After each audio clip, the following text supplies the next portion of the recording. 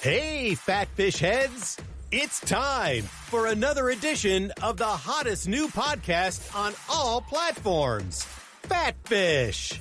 Sit back and strap yourself in for the wildest ride on the open seas. Now, flap your fins for the fabulous Fat Fish brothers, Eric Fish Snyder and Brad Grunny Grunberg, a.k.a. Snacks. Number 66, man. Wow. Let's do it. Let's do it. Yeah.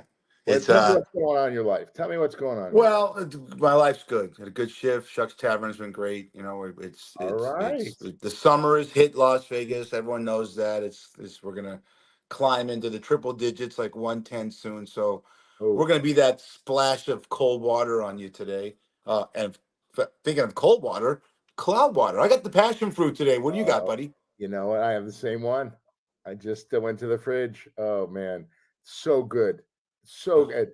And I wasn't into this. I wasn't into the seltzer. Mark and Barry came up with the most amazing concoction here. And it's just so good. And it's so good for you, for your gut. And you know, I got a big gut. Yeah. Well, I talked to Mark. Today is Friday. I talked to him on Wednesday, and he says to me, how's your bowel movements? And I said, that's an interesting question. And it's true. Ever since I started drinking this thing, it's incredible. It's not a laxative, but it cleans you out in a way, and they're healthy. You know, it's not like you're going to have loose stool. You're going to see your bowel movements, and look. We all got to get the waste out of our body and the waste out of our lives. So drink cloud water. Hey, we're going to start the show off 66, and we are Fat Fish, and we are on Roku, DBDB TV, Facebook Live, YouTube. Our listening audience is Podbean. You can hear us on Spotify, all those outlets, and then TikTok clips, right? Oh, yeah. Fish at 6134. We're remembering today, so I'm gonna put a picture up, and I'm just gonna say to you, these three people passed away within the last. Oh, Jesus. Well, within the last few years. I mean, one guy passed away a few years ago, but in the past couple of days, these first two passed away. I'm just going to say it hit you hard. The first guy we're going to put up is someone I personally met and got a chance, and I still think he is the greatest baseball player of all time. Willie Mays. Willie Mays. Hey, Willie. Yeah. You know, in 72, I saw when his career, he started with the Jets. That's the New York Giants, and they came to San Francisco, and he played with the San Francisco Giants. I remember going to Dodger Stadium with my dad, rest in peace, and that lineup of him and McCovey and Juan Marichal as a pitcher. And he was at the end of his career, but like some guys we see at the end of our careers, Brady's one of them, Tom Brady, he still had it. Did you ever get a chance to see him play? Yeah, I think I did. I just knew that what he did after, he retired, he did a lot of philanthropic stuff. He was he lived till 93, Fish. That's a great life, man. We are sad that, all our heroes, have passed, and they're dropping like flies. But, when you see a guy like that, he lived a great life. His godson was Barry Bonds. Still is. Yeah, still is. Yeah. Yeah. And he's just an amazing guy. He touched baseball. He touched the African community. He touched everybody. And may he rest in peace. And he's in baseball heaven. And he is probably doing the same stuff he did down here.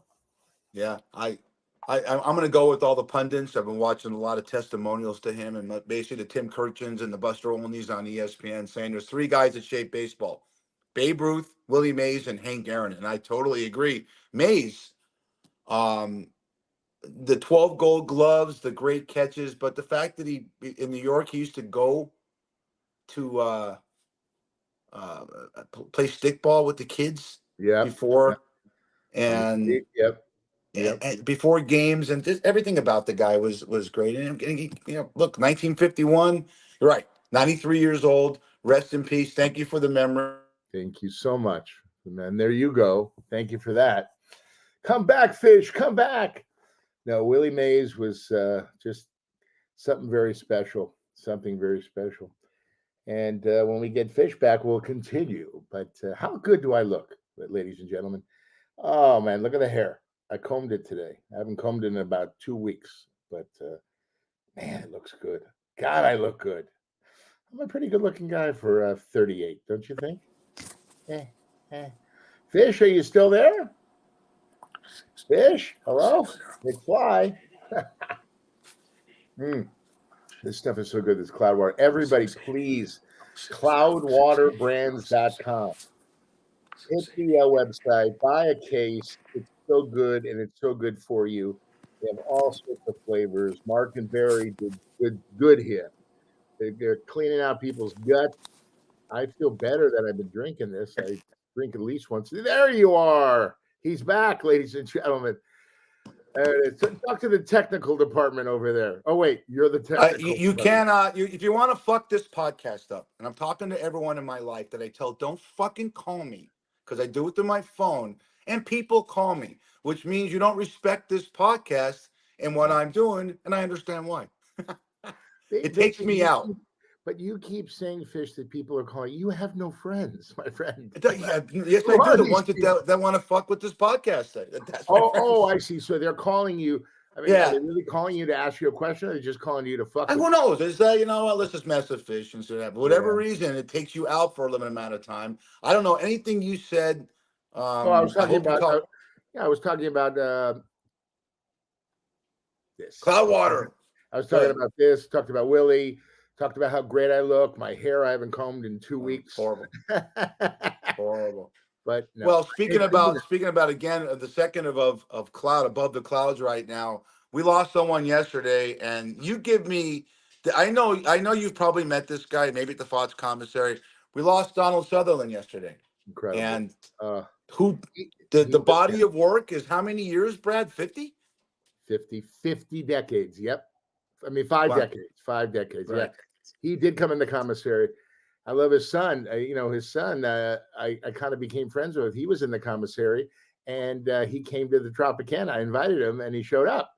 And, his son's a great actor, too, Kiefer. I was on 24. I had a little part on 24, which was a lot of fun. And but his dad was so special. I mean, Animal House. How great was he when he was wearing that sweater? And remember, and he goes, "Oh, there it is," and then you see his tush. Yeah. You know what? He played a brilliant, the dramatic part of him in Ordinary People, which I thought should have been. I know Timothy Hutton won the Academy Award for Best Supporting Actor. A tearjerker. Then I remember a couple of movies he did that no one talks about. I miss one of your best friends. One of Tom Sizemore's first movies was called Lockdown, a prison movie with Stallone, and he played a absolutely brutal, sadistic warden in that movie. And you remember him in Outbreak with Dustin Hoffman and Morgan Freeman? Oh my God, he was just a brutal general. Then you have The Ordinary Peoples, and you have Invasion of the Body Snatchers came out in 1978 when you and I were kids, and he made that role so scary to go to sleep. Oh, and just recently, he's been in some great stuff. He was in Hunger Games and all that. Just some great.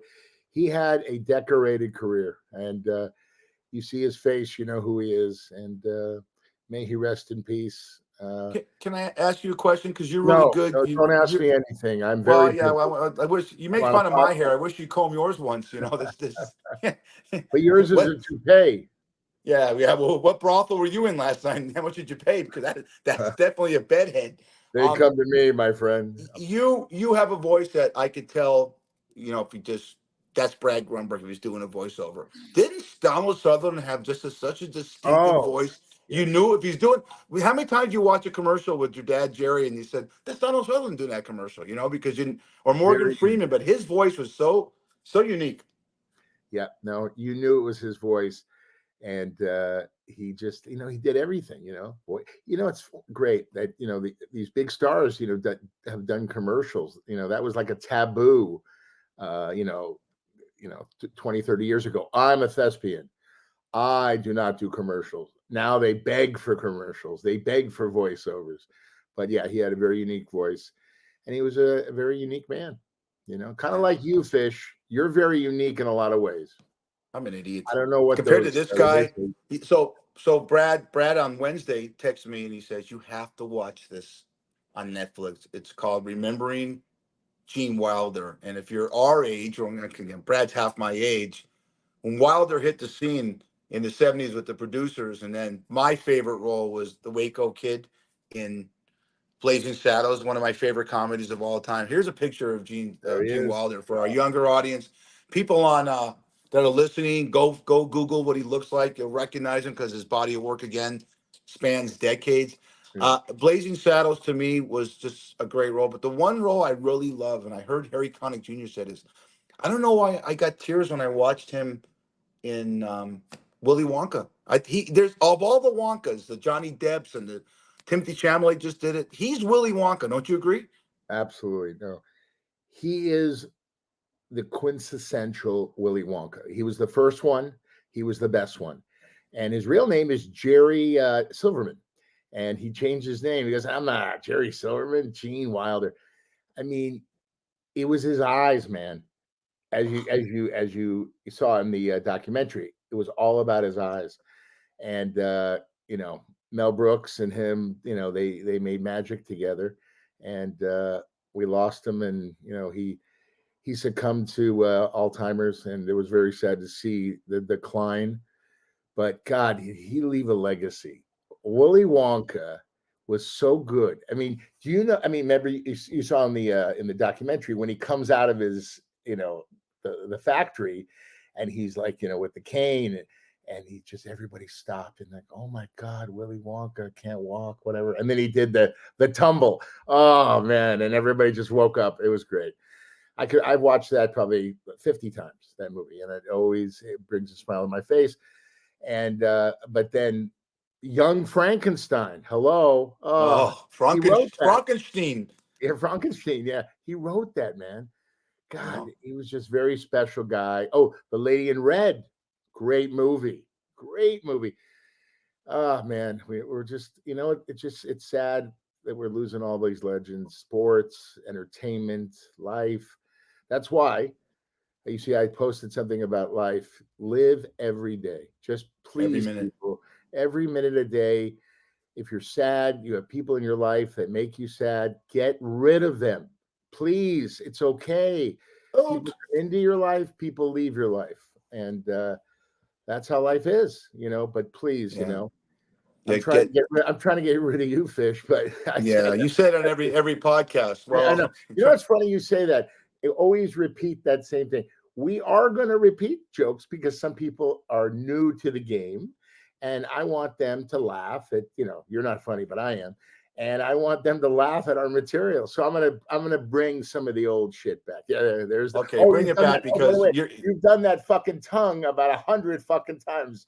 Look at that time. Hey, ask Onyx Muse what they say about a man whose tongue can touch his nose. Watch. Oh no. Oh God. Look how excited you are. If that tongue could talk. That tongue could talk. I talk too much. Gene Wilder. If you look at your hair right now, he did a lot of movies with a guy named Marty Feldman. You have Marty Feldman. If you had his eyes, you could do a Ron Smith celebrity lookalike. Wilder. The one thing that got me the most about him is the fact that, and I know how much you know and love this guy, Mel Brooks, is he was allowed to improv. And a lot of things you saw in Willy Wonka, the Jack Albertson who played the grandfather, and the kid Peter Ostrom that played Charlie had remember he said in the doc, no idea what he was going to do. Yeah. And that's the brilliance. And I know have you ever, and I'm going to get out of this, but because the question I want to ask you is, have you ever been allowed to improv in some of the 120 things? I forget Curb Your Enthusiasm, which is brilliant. No, but you have to understand, Curb Your Enthusiasm was right in my wheelhouse. And I was so happy I got the audition because that's what I do. That's the gift that I have. Off the cuff. I take a situation, I'm developing a show right now, and it's all about improv. It's all about improv. And I'm just telling you, improv is the best because you never see it coming. You never see which way it's coming. And I got to improv a lot of stuff. Sometimes I give them something and they'll say, the thing that I don't like is when I audition and I make it mine. and maybe I throw a word in here or there and an inflection, and then the writer will say, on the page, the word on the page. And I'm like, buddy, you still get the credit of being the writer. I'm just trying to make it better. That's why you hired me. So, yes, to answer that question, I've done a lot of improv. I've added a lot of stuff to my bevy of work over 30 years. Sorry. I've been in the 30 business. years. Yeah. Brad started acting when he was 3, you know. The Leave It to Beaver hair is still from Leave It to Beaver on top. I love that look. That look is great, man. Oh, man. Well, I'm going to get off that because you make fun of my hair all the time. Look at this mop. It looks pretty good. This grayish. Yeah.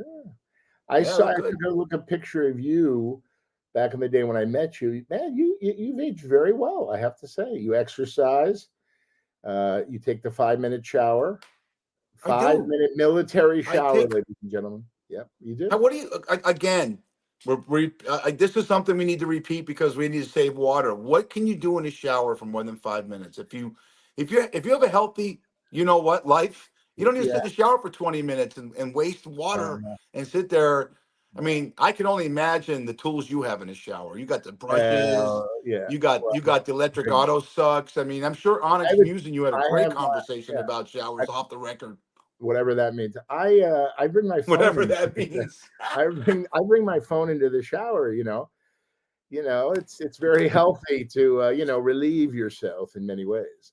But I don't take a 5-minute shower. I enjoy myself. Water behind the neck. Come on. It's very soothing. It's very soothing. But you're in and out. That's what that's. Well, I like to swim a lot of a swimming pool, so I get in there. I don't do the same things in the swimming pool that I do in the shower, but. Thank God. It's cathartic. Exercise is cathartic. I like to get in the military shower.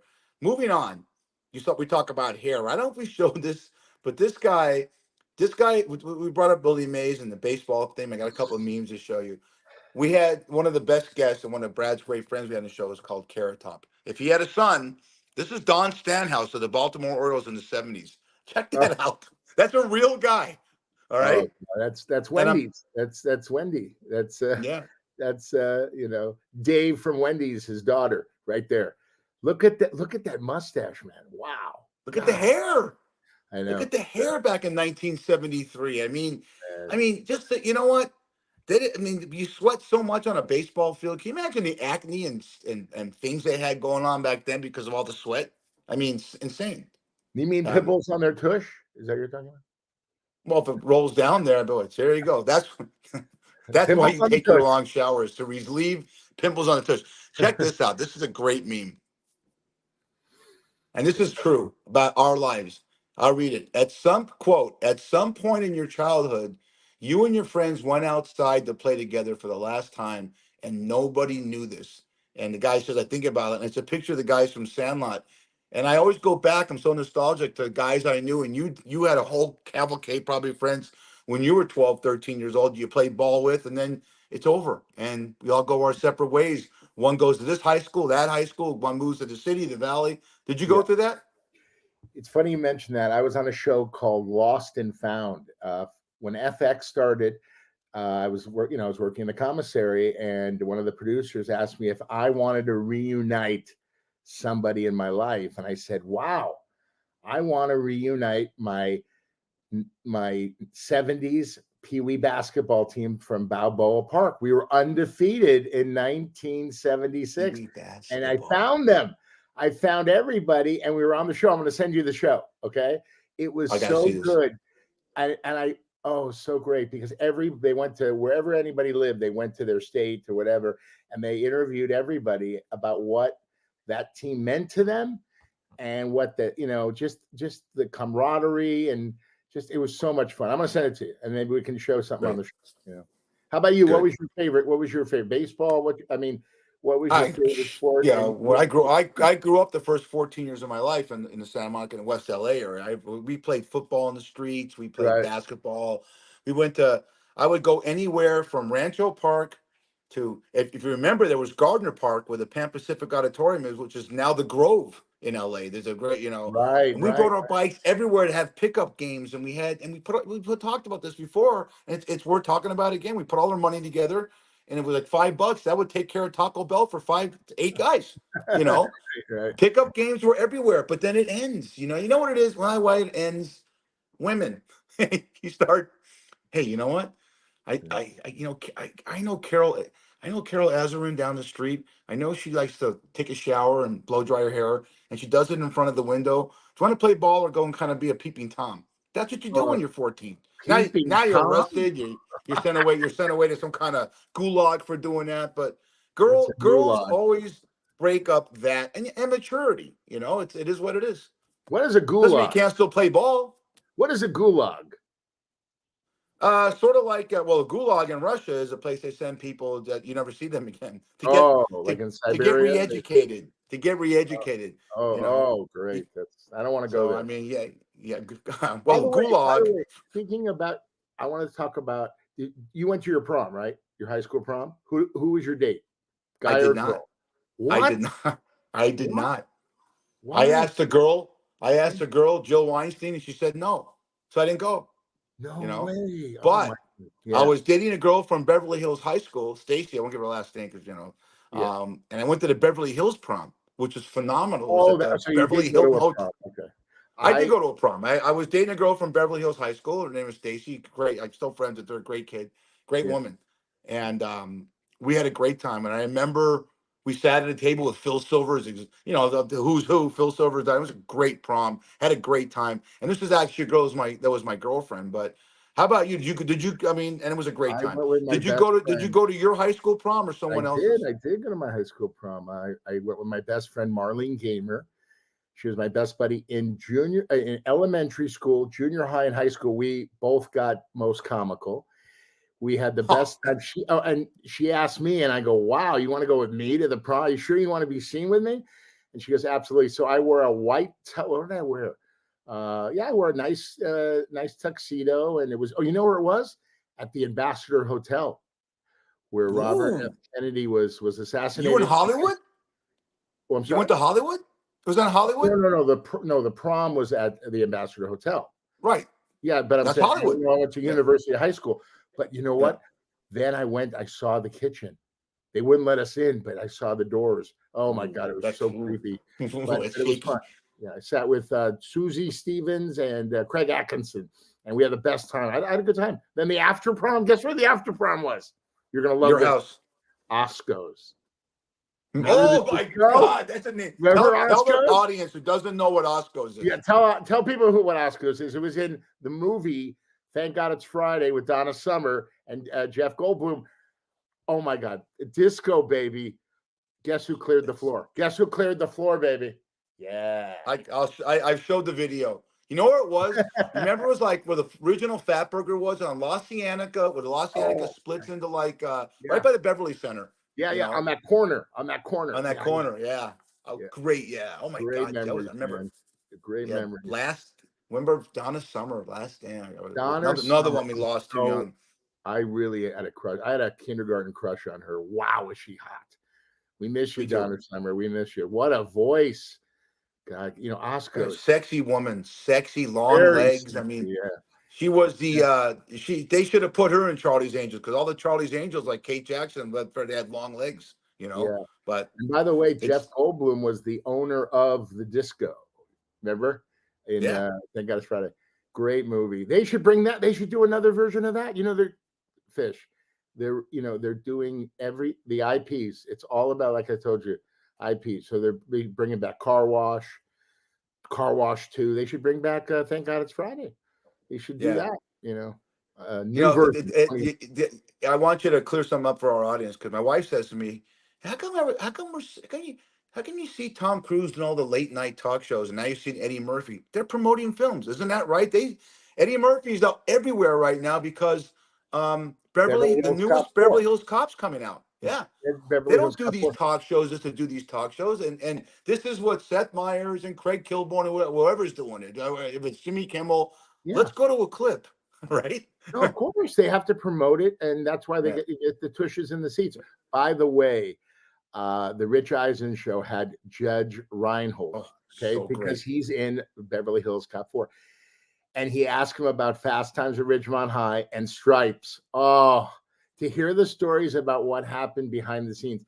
And the reason that Bill Murray picked Harold Ramis is because they would go into the trailer and like rewrite stuff. And they rewrote that line.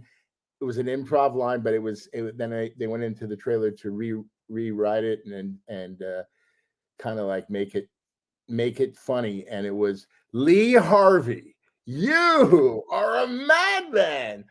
I want to party with you, cowboy. You and me, forget it. I mean, yeah, that's one of my go favorite watch movies. Stripes. Go watch Stripes, and you'll Harold Ramis. My God, Caddyshack.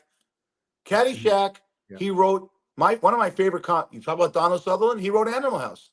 He was one of the writers on Animal House, and he wrote Caddyshack. Ghostbusters. What a town. He left us too soon. Oh, Harold Ramis. I met him. Very nice guy in the commissary. He was great. Right. I told him great movies. Go ahead. Yeah, they did. I mean, it's too bad you weren't. And we bring that. Let's bring back some new movies with it. Like you said, everything's being a remake right now. You told me that on a previous podcast. I remember watching the first Car Wash that came out in '75 with Richard Pryor and Frank and Ajayi. Remember that? Yeah. Imagine this is Frank and Ajayi, right? If he was black, that's the kind of hair. Big. Yeah. No, those movies were so special. And I have a couple movies I wrote with Sean White, my writing partner, that are really good. I've come up with some great stuff, but again, they won't even read it because it's all about IP, and it's going to take a long time for show business to come back. And you got to pivot. So I'm pivoting, and we'll see what happens. It's funny you should say that because I'm going to ask you this. I'm going to get to these next two memes.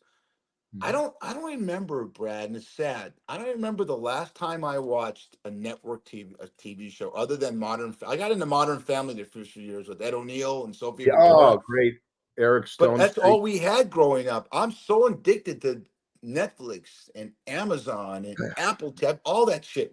I have it all, and I have Paramount Plus, and a lot of these shows I watch are from other countries, and they do have the Brad Grunberg, Sean White type scripts. Why aren't we doing it? Why are we so addicted in this country to Godzillas Godzillas, monsters, Transformers, zombies? That's it. I'll tell you why. Because network executives are a lot like politicians. They want to keep their job.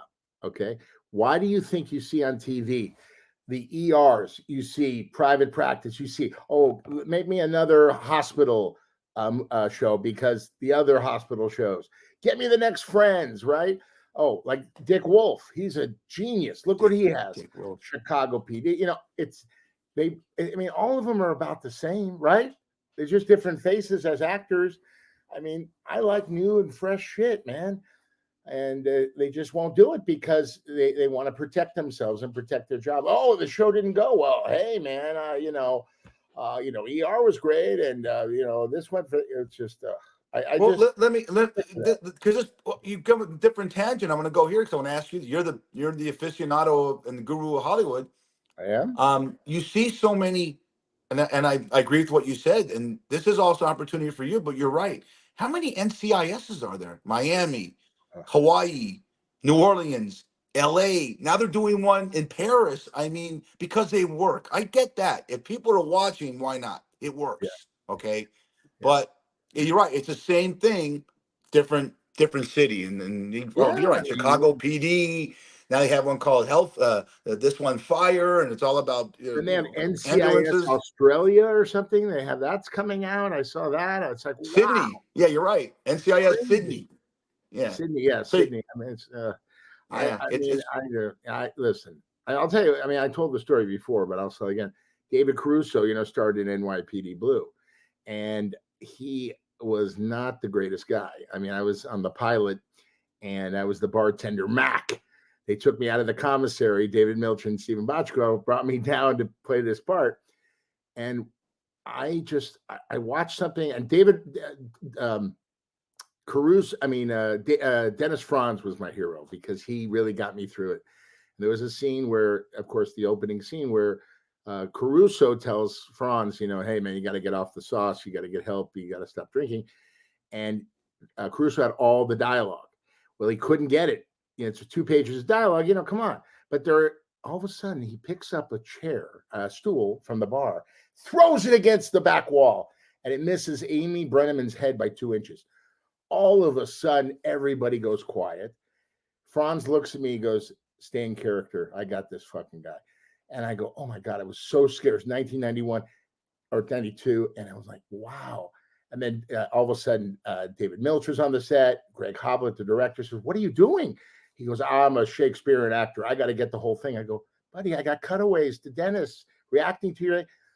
I go, "What is wrong with this guy?" And subsequently, Stephen Bochco fired him.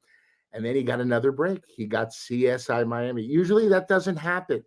When you're an asshole in show business and you leave a show, you're done. But he got another break and he was successful over there. But I just love humble people. People like I love the crew. That's the crew is the show, because when I'm sleeping and looking at Playboys in my dressing room, they're working 17-hour days. I get to take a little nap. They don't get to take any naps, you know. So I have such great memories, and I've been very blessed. Is that what like when you're doing a show and they give you a trailer and they said, "Do you have any kind of incidentals you want in there?" You say Penthouse and Playboy. You know?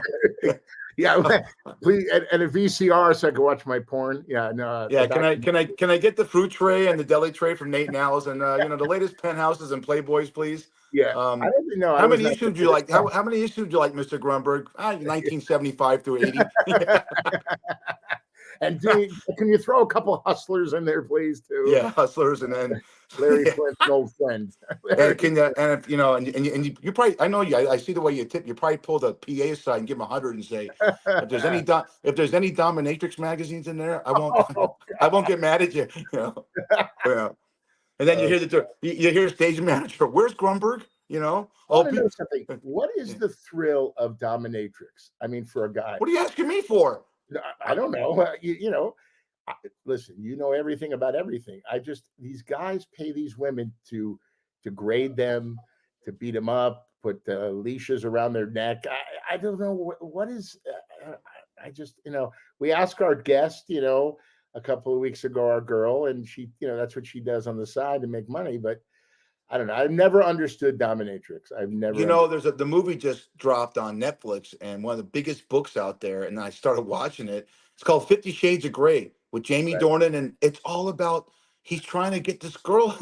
It's supposed to be this great novel, and he brings her into this room, and she goes, "What's that?" He goes, "That's an electric auto suck. That's a scorcher." And it's all these tools, and I'm thinking to myself, whatever happened to just like making love to a woman? If it's hard, it's this. If you do this, you pull it around, you get a little kinky. But this guy had a whole room. He had about 1,500 tools in there. What do you do with these things? I have never done.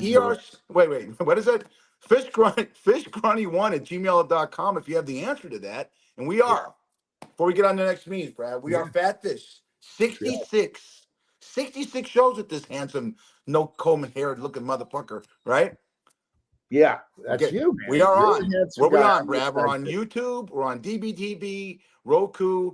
All our listening outlets are Podbean. We're going to have clips of what we talk about today, not the one we're on not on because someone called.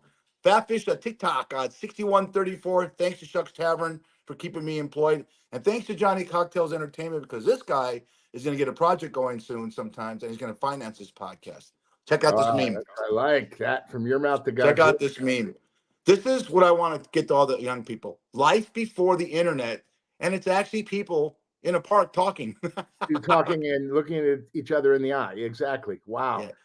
Before the internet. Notice, Brad, you're talking about going to this bar. You went to this bar in Studio City, and I don't know if you look at it like I do, and you said you went to the old San Francisco saloon over there on Pico and Sawtelle. It's another bar. Do you ever notice what I do? Do you ever notice when people are actually sitting there on their phones at the bar and tables? Just keep an eye on that. Yeah. Keep an eye on that next time. It's insanely disturbing.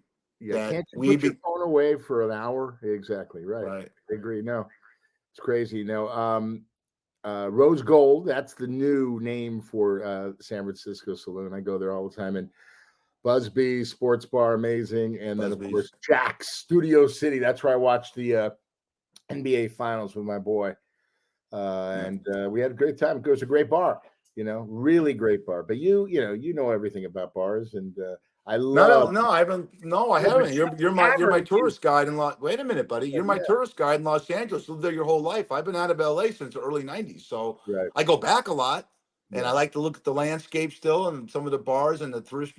Just how the Third Street Promenade. Remember, it was nothing. It's flourished, and you've Yeah. seen it all. You've seen bars that have been there 50 years, like the San Francisco Bar and Grill, turn into something else, and Mm-hmm. look, I worked in the best. I was there from the day one to day done. Mom's Saloon. It's now a sushi place. You'd never know.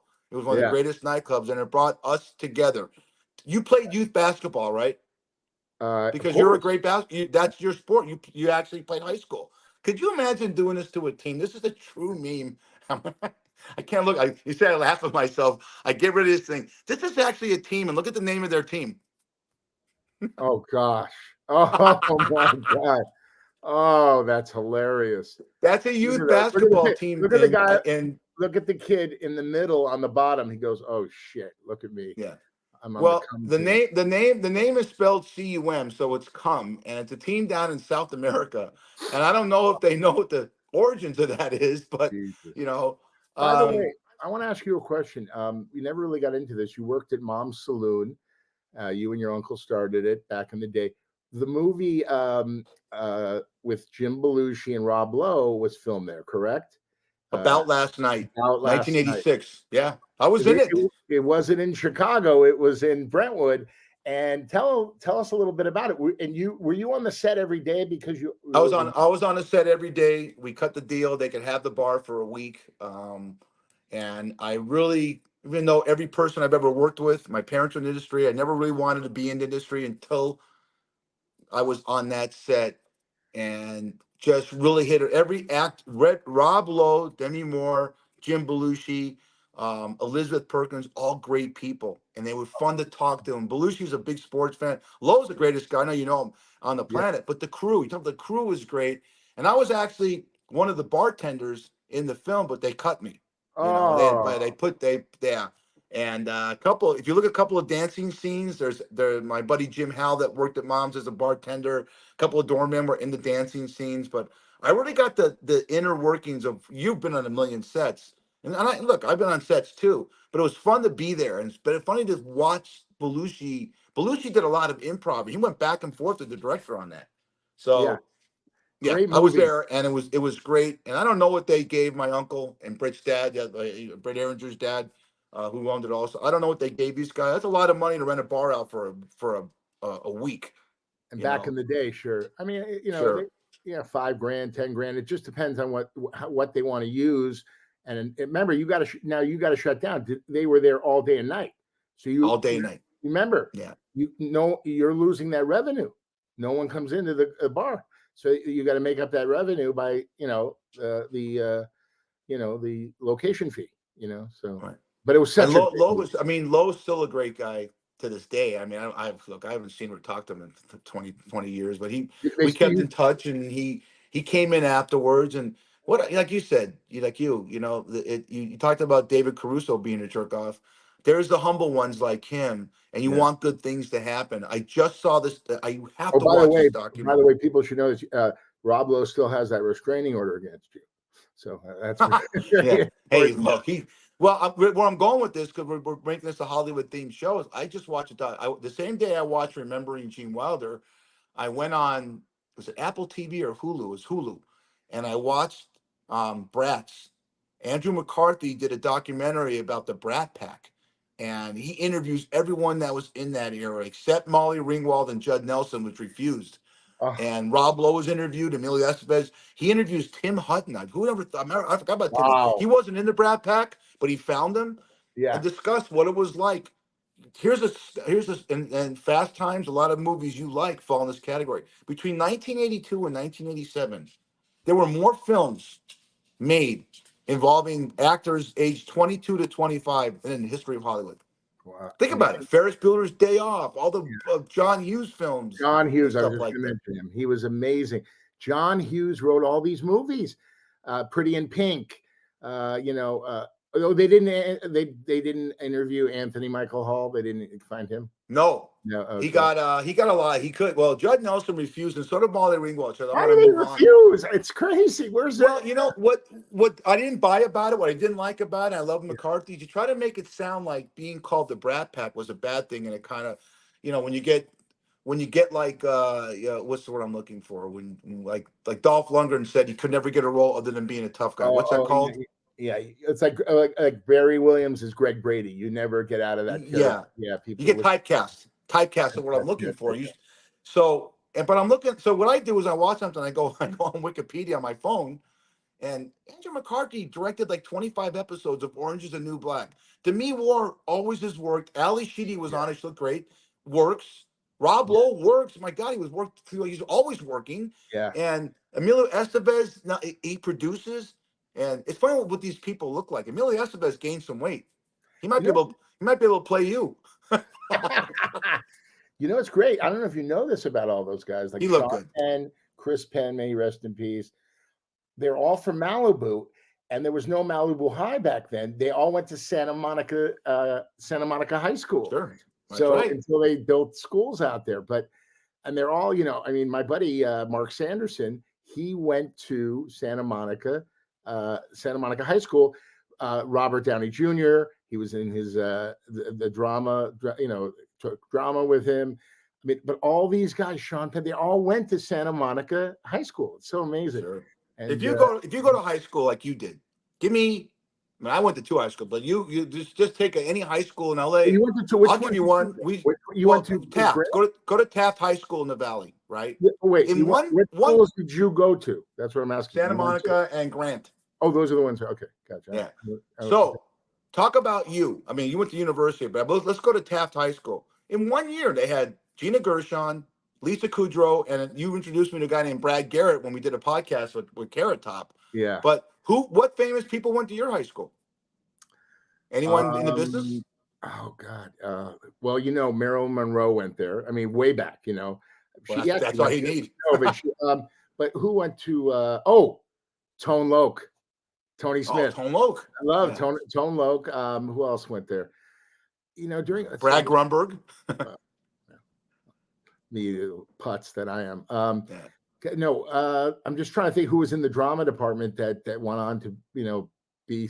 But let's see. Who else went there? God, it's not many during my era. You mentioned Santa Monica High School. I mentioned Grant in the Valley, a rival of Taft. Tom Selleck. Oh, Tom Selleck. Grant. All right. Tom Seaver, I believe, the pitcher. Oh wow. The band Toto. Yeah. Remember the band Toto? A great band in the late 70s, early 80s. Oh, Toto. Incredible. Yeah. So you talk about, look, we brag about being from LA, but if you go to if you talk to someone who's an alumni of North Hollywood High, High, Uni, Santa Monica, Miracosta, there's always someone that's in the business that came from there. And you got to start somewhere. That's right. No. Beverly Hills High, Nick Cage went there. Nicolas Cage. He was Nicholas Coppola back then, and then he changed his name to Nick Cage. But listen, everybody has to go to high school. Well, some people go and never, they're at the beach the whole time and get their diploma. Yeah. Hey, I want to ask you something. I don't want to, but I think a lost art no one talks about anymore, and you could do it whether you do it with a Kindle, is reading. And I love reading. I just finished a book. I'm going to send it to you. It's by Andy Weir. Andy Weir was the guy that wrote The Martian. Remember with Matt Damon? Oh yeah. Yeah, and he wrote. I'm big. I'm going to ask you if you read, and it's not Penthouse or Playboy or Hustler or Dominatrix Central. My favorite thing to read. I love science fiction. I've always had this affiliation with the planets, and this thing called Hail Mary is phenomenal. I couldn't put it down, and it's Andy Weir's book after The Martian if you have a favorite book out there you want us to promote, fish21@gmail.com. What would be your genre of books if you wanted to? Real quick. I read books. I read the sports page, and listen. I'm gonna tell you a secret about me. University of Arizona, I did an experiment. One semester, I didn't buy books. Okay, I didn't buy books. I'm telling you, I wanted to see if I could pass, and I passed classes. Cheated my way through college. What are you, Mike Ross's character in Suits? He took the bar and never went to class at Harvard? I just said, why am I buying these fucking books? And I didn't buy them. I used the money. I went to dirt bags. I partied, bought the ladies some drinks. By the way, that's actually, who hang on. went to school with me? Maria McKee, singer. Remember her? Do you remember her? Beautiful girl. Maria McKee, great singer. Just throwing that out there. Well, wait a minute. That's actually, I'm gonna praise you on that. That's actually a talent that you could not read, but that means that you either paid off the professors, right, or you're the history of the greatest bullshitting con artist ever, because I've never heard of anyone not buying books in college and getting through. That's phenomenal. You did it. Hey, well, didn't you tell me that you coached Steve Kerr through college and you had no books? No. Steve Kerr, we walked into Drama 140 final. The class that every sorority girl takes, fraternity guy, an athlete, and it's basically the teacher's like 110. She's sleeping during the whole final, and the proctors watch you. So I'm walking in with Steve Kerr, and he goes, "Grunny, I'm not going to pass this. Coach Lute Olson's going to suspend me. It's going to be so embarrassing." I go, "Hey man, I got you." He goes, "What?" I go, "Just sit there. I got you." So of course, this is how it works, Fish, because you're such a smart guy from the University of Texas. You went to class, okay? The smartest guy would be you. Then there would be a pyramid behind you, of everybody cheating off you, right? So, no, I'm just telling you. Listen, you're a smart guy. You're well-read. So basically what happened was I used to get business cards in Tucson, Arizona, because I used to write the answers, multiple choice on the back, and hand them to my fraternity buddies. But with Steve, I'm looking back at him. There's like 10 minutes left in the final, and he's got flop sweat on him. He's going, "Come on." So I got up, and it was a big auditorium. You walk up the ramp, to get out. And all of a sudden, I did a Chris Farley. I tripped myself. I fell on my face. It was a big boom. And then I took that card. I slipped it under his chair. And everybody's looking over at me. And I get up. I go, "Everybody watch this. It's very, this step here." And then I look at Steve Kerr. I go, "Have a nice day." And he passed the class. It was so great. That's memories, baby, memories. Steve's the greatest. How did you get through high school? I mean, who did you bribe there? Because you had to read a book in high school. Because they took attendance in college, and never take attendance. My best friend. They don't give a shit if you show up or not. You're paying the tuition. But in high school, they take attendance, and they make they pop quizzes. Yeah, one of the classes. My best friend in the world is Walter Gardner. He was my 12th grade English teacher, but he was like at the end of his rope. So what he would do is we'd have a test or a quiz. He would read the Wall Street Journal. So he knew we were all cheating. Okay. So I'm still friends with him today. I go, "Thank God you like the Wall Street Journal," because he goes, "I know what was going on. I was an easy A." And so basically we all cheated. And I mean, listen, my dad's going to be 92 years old July 1. Okay. He gave me the greatest advice, and he's with all this wisdom. He said, "When you go to college, you're going to retain 1% of what you learn. And that 1% is how to live your life. That's what you're going to learn." And it's true. Do you remember your calculus class? Do you remember your atmospheric science class? I mean, come on, right? No, I do remember my mother, rest in peace, saying, I said, "Mom, why do I have to do this math? I'm not good at math. Why do I have to do math?" And she says, "It's because it teaches you how to solve problems." It's a great line. And then she said, I said, "Mom, why do you think?" And then when I was going to college, so I take English class. I took English classes in high school. She goes, "Because English, the more English you take, the better you can communicate. You need to communicate. So everything you took was a reason for you to problem solving is number one." And no, I was too stupid to take calculus. I was really good at journalism and reading and writing, all the math stuff. That's why I married my beautiful wife. My wife is great with numbers. So she's great with numbers. Why'd she marry you? That's what I can't figure out. Well, she's picking straws, buddy. She picked the lowest one. What was your grade point? What was your grade point average at the end? I graduated high school with a 3.7, buddy. Okay, what about college? I got 3.3. Wow. Last year at Texas. Yeah. That's That was okay. good. So this is how it works. You walk commencements, then they send you a report card. Okay. So my junior year, I was in Revenge of the Nerds, and I was just thinking, like daydreaming in class about being an actor, right? I just want to get out of this school and go back to LA and be an actor. So I took all my finals my senior year, second semester, and trust me, it was a bloodbath. So I had to go to the professors and go, excuse me, Mr. Smith, I had some bad Chinese last night before the final this morning, and I had the runs. I don't know how well I did on the final. And like one guy turned to me and he goes, don't worry.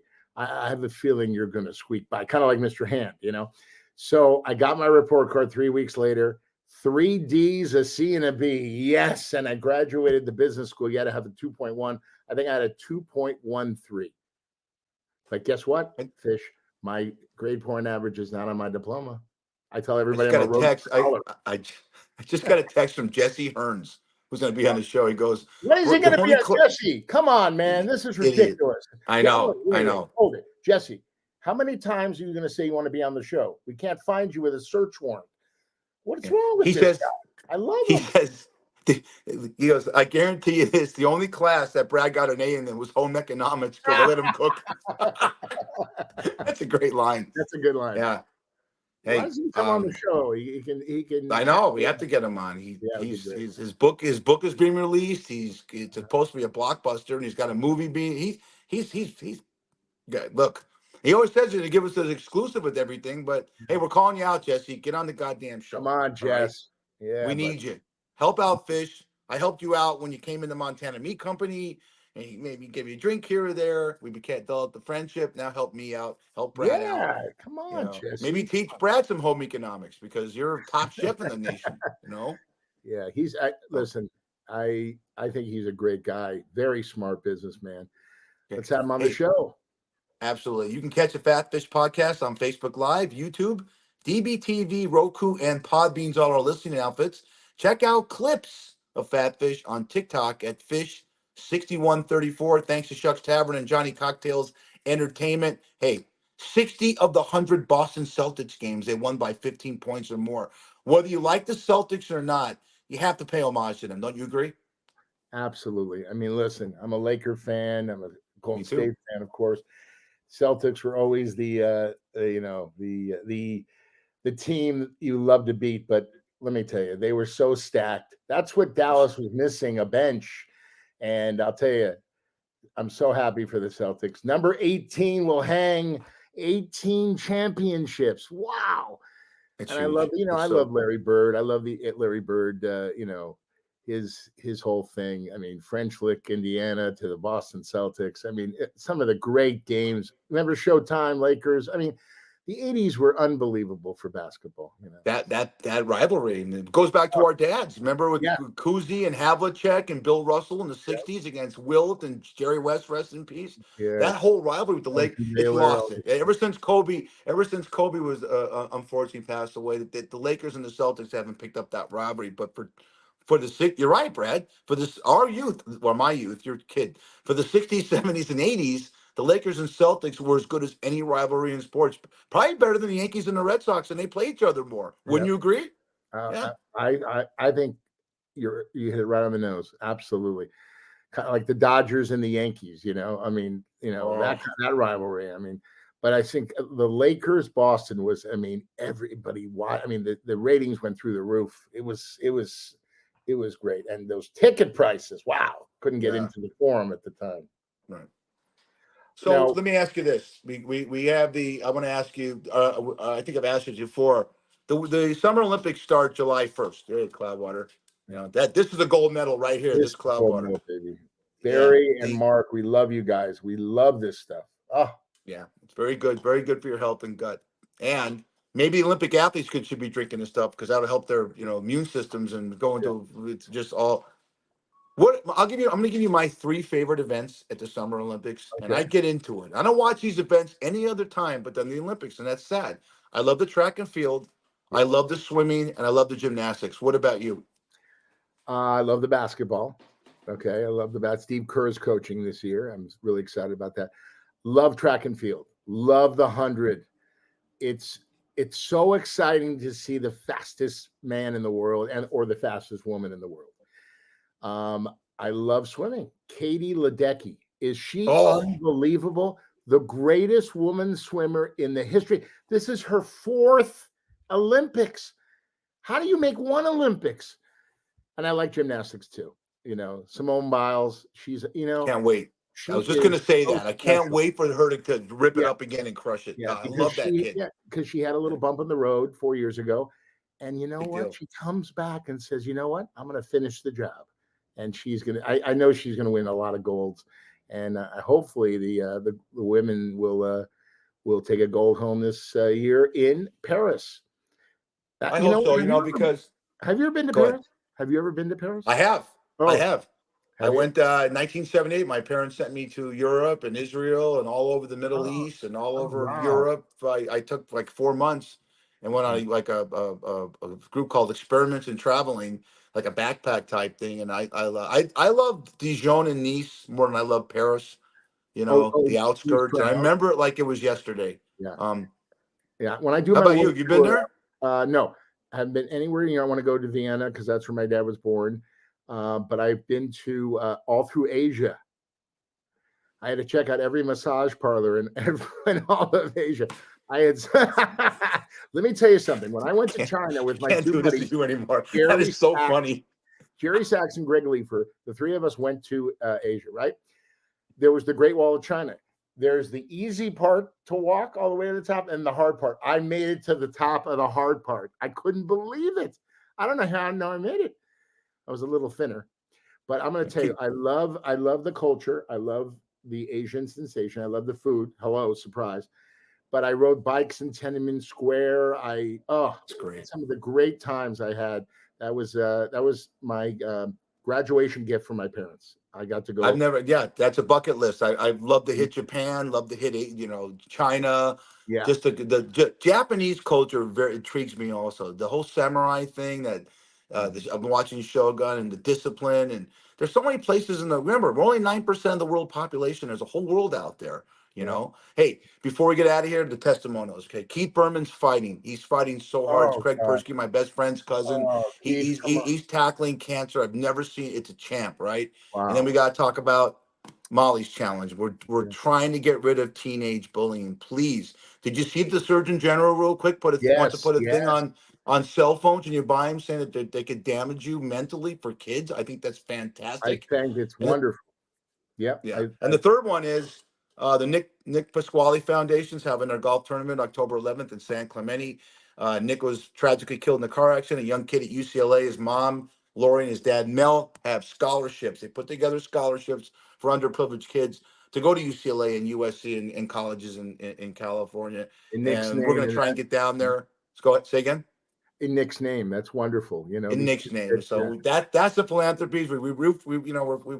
Everyone. The C word is not what you hear in English TV shows. The real C word is cancer, and it's every name a family that hasn't gone through it.